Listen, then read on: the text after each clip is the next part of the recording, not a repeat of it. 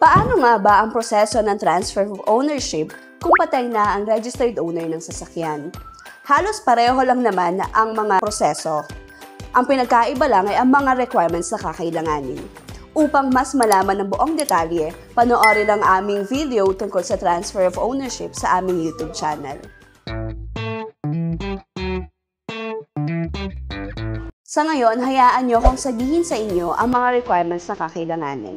Unang-una, dapat meron kang copy ng original ORCR. Kung nawala ito, maaari kang kumuha ng duplicate mula sa LTO.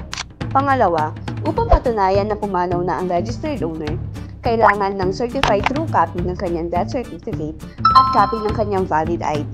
Pangatlo, kung walang last will and testament, kailangan na maghain ng extrajudicial settlement of estate kung may iba pang tagapagmana. Pang-apat, kailangan nating magpasa ng copies of 2 valid IDs o 3 signatures ng mga tagapagmana.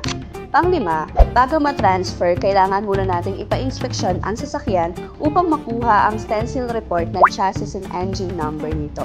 Pang-anim, lahat ng affidavits at agreements ay kailangan ng kag-authorize.